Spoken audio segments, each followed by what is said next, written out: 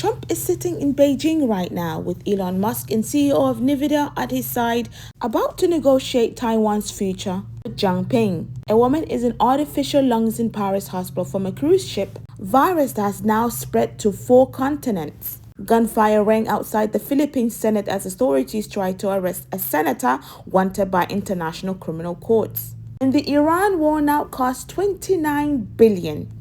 And scholars are saying publicly America may no longer be a liberal democracy. These are our stories for today. Stay with me as we go through every single one of them. And if you have not subscribed yet, hit the like button, hit the subscribe button, click the notification bell so you are notified every time we post a new episode. You can say the President Trump has been in Beijing for all week. Air Force One touching down at Beijing Capital International Airport.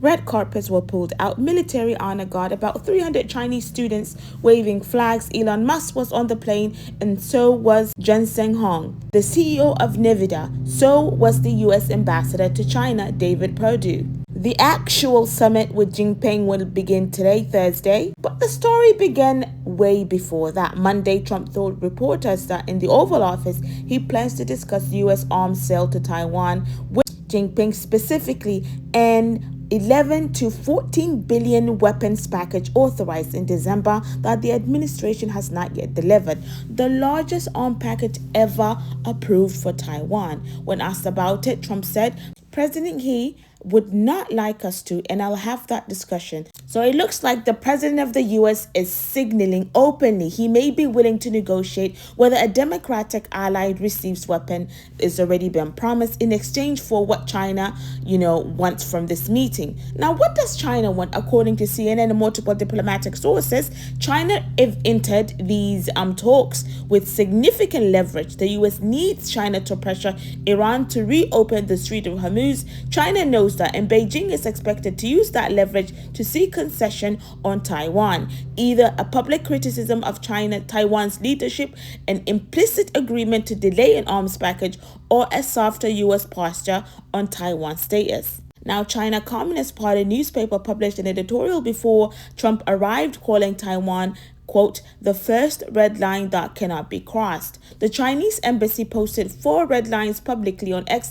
Taiwan foreign minister said he remains confident in the relationship with Washington, but acknowledged, saying, of course, we hope the summit does not produce any surprises regarding Taiwan's related issues. Taiwan is watching 23 million people on an island 100 miles off China's coast, watching to see whether the country that has, guaranteed their security for 75 years trades that guarantee for a trade deal as in to open the street. Now, the bilateral meeting is going to start today, Thursday. We will keep you updated as they develop if there's anything pertinent to talk about. And we have the hantavirus in Paris and the Philippines Senate. First, the outbreak had begun on the MV Honda's cruise ship. We have now reached 11 total cases. 9 have been confirmed. And the latest development is the most alarming one yet, you can say.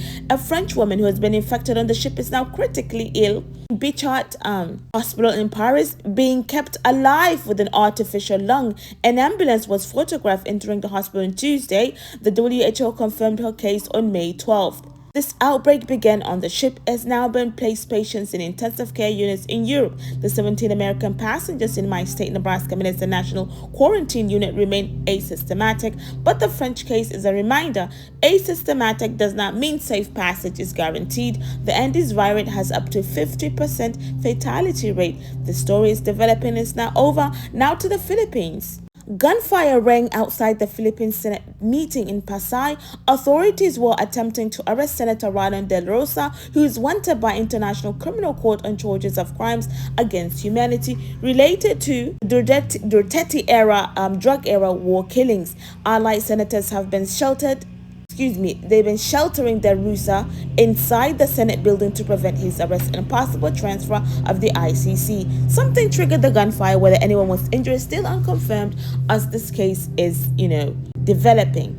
And bringing it back to our home from domestically, Pentagon officials testified before the Senate Appropriations Committee on Monday. The Iran war has now cost $29 billion, up from $25 billion from 2 weeks ago. Defense Secretary Hex has presented the FY 2027 budget proposal requesting 1.5 trillion for defense. He argued the ceasefire period has paused the 60-day war powers clock. Legal scholars say that the interpretation has no basis in the text of the law. The war Congress never voted for has just crossed 29 billion with no end date confirmed. And NPR published a major analytical piece this week asking questions that would have been unthinkable 5 years ago. What form of government does America have now? Political scientists interviewed for the piece say the United States can no longer be accurately described as a liberal democracy. The term they're using is competitive authoritarianism. Okay, competitive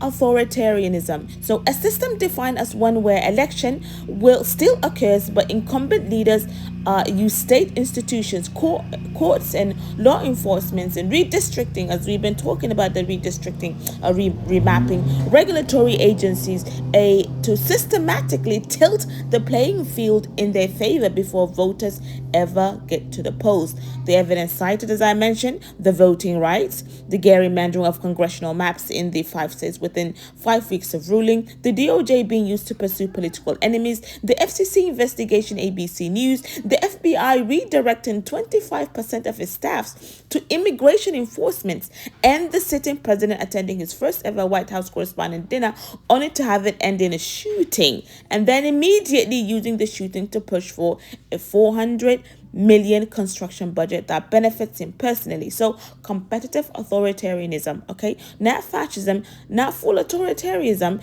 a system where the game is still being played, but the rules are being rewritten by the team who is currently losing. That is what the word is on the street, being published out loud.